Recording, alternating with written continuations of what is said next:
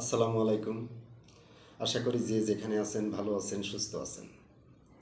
আজকে যে বিষয়টা বলতে চাই সেটা হচ্ছে নতুন করে পাসপোর্ট করতে কি কি ডকুমেন্টস লাগবে। অর্থাৎ এক্ষেত্রে প্রথম যে জিনিসটা লাগবে সেটা হচ্ছে আপনার voter ID card. Voter ID card যদি না থাকে সেক্ষেত্রে আপনি অনলাইন জন্ম নিবন্ধনের ফটোকপি দিয়ে কাজ করতে পারবেন। দ্বিতীয় যে জিনিসটা লাগবে সেটা হচ্ছে আপনার পিতা এবং মাতার ভোটার আইডি কার্ডের ফটোকপি। তৃতীয়ত আপনি যে এলাকার বাসিন্দা সেখানকার নাগরিক সনদপত্র লাগবে। এটা নিতে পারবেন আপনি স্থানীয় চেয়ারম্যান, পৌরসভা বা সিটি কর্পোরেশন থেকে। এছাড়াও আপনার স্থানীয় বাসিন্দা প্রমাণের জন্য বিদ্যুৎ বিল, পানি বিলের কাগজের ফটোকপিও দিতে হবে।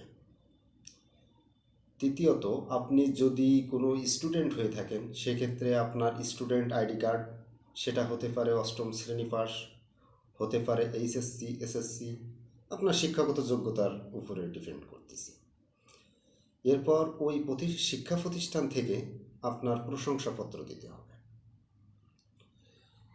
এরপর যে জিনিসটা লাগবে সেটা হচ্ছে আপনি যদি কোনো চাকরিজীবী হয়ে থাকেন তাহলে ওই জব আইডি কার্ড লাগবে, এবং জব আইডি কার্ডের সাথে সাথে ওই যেখানে চাকরি করেন সেখানকার একটা প্রত্যয়নপত্র লাগবে। এরপর যে জিনিসটা লাগবে, আপনি যদি কোনো ব্যবসায়ী হয়ে থাকেন তাহলে আপনার ট্রেড লাইসেন্স লাগবে।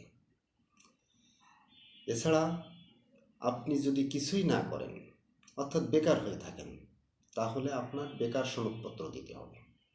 আর এই বেকার সনদপত্রটা পাবেন আপনি স্থানীয় চেয়ারম্যান, পৌরসভা বা সিটি কর্পোরেশন থেকে। ধন্যবাদ। আসসালামু আলাইকুম।